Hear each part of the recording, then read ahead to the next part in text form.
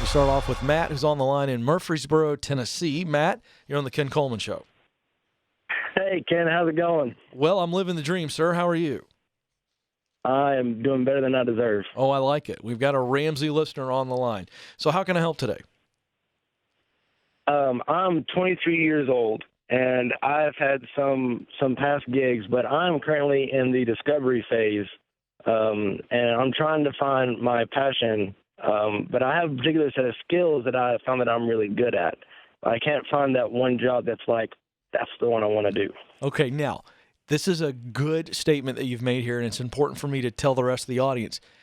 What I teach is that we all have a sweet spot where your top talents, what you do best, and your top passions, what you love to do most, intersect. But there's not just one job. So, Matt, I want to free your mind right now before we start into this that we're not looking for one silver bullet job. There might be 7, 8, 10, 12, 13, 14, 27 jobs in Matt's sweet spot. Do you understand that? Yes, sir. All right, so that'll free your mind a little bit. And so when anybody comes to me and they say, I'm having a hard time coming up with passion work, I want to move over into what you do know and what's easier to identify about yourself, and that's talent. So I want you to tell me, you think about all the things you do well, subjects that have come easy to you, tasks that you've seen other people struggle with but you've never struggled with. I want you to tell me the things you do best. Could be a strength, could be a talent, could be an actual skill. Talk to me. I definitely believe one of my skills would be revolving around woodworking, with a particular emphasis on hands-on experience. I really enjoy working with my hands and kind of get the nitty-gritty of what the work I'm doing, whether that's construction or painting or and stuff like that. And then I'll probably say my other strongest skill is just the sheer determination and willing to make the company the best I can, just pouring myself into the company, not holding back. Okay. All right. Now, I don't know if you realize this, Matt, but when you were talking about woodworking being one of your top skills, you went over into the passion side of things and said, Ken, I just love working with my hands. I love getting down to the nitty-gritty. So you like a detailed, all-consuming type of task that allows you to work with your hands. Does that sound right? That sounds very right. Yeah. Okay. All right. So look what you just did. You've already given us a general idea. Now, we can get specific now, or maybe it's going to take you a little bit more time. But let's just talk about the actual work that would be fun, and let's just take off all limitations.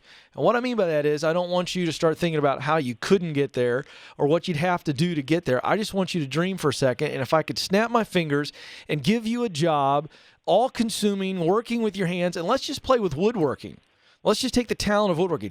If I gave you a job where you were working with wood, which allowed you to be all consumed with your hands, creating something that made somebody's life better, what would that be all day long? Go. I guess as we'd be doing what I'm doing right now, except I'm just inexperienced in the idea of where this is going to take me. Okay, now, okay, all right, stop. So where are you right now? Okay. What does that mean?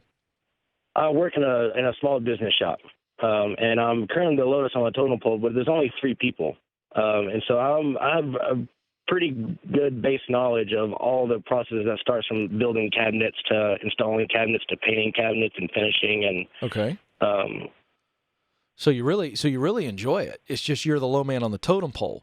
So what you're really wanting to know is, what's the ladder look like? Is that what's really bothering you? That's why you called me today. Ken, I need a ladder that shows me a great career. Is that correct?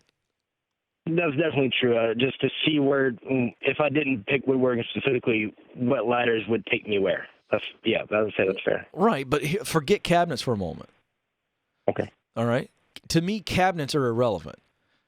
What tells me that I think you're in your sweet spot, but meaning you're in the area of your sweet spot. You haven't reached your dream job yet, but you're in the area that you want to be in because you are using your hands and your ability to work with wood, and you are creating something every day. Yes or no? Yes, definitely. All right, then. So let's dream some more. Tell me where you'd like to be 5, 10 years from now. You're working in wood, or you're working with your hands, you're building, crafting something. Is it owning your own business? Is that the ultimate dream? Tell me what it is. ultimate dream. That would be... No limitations. You're just doing this all day, every day, and you feel like you're stealing from somebody. What is it? It's on the tip of your tongue. You're holding back. Just say it. Blurt it out. I'm honestly just not sure because I haven't felt that strongly about what a dream job would look like for me. All right. Well, then that's fine. So you have to start to dream a little bit. What would make your current job better? Tell me that right now.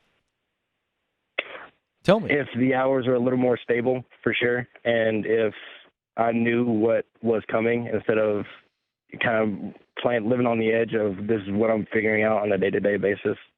Okay. What does that mean, you knew what was coming? Projects? So you had a good project Definitely. list?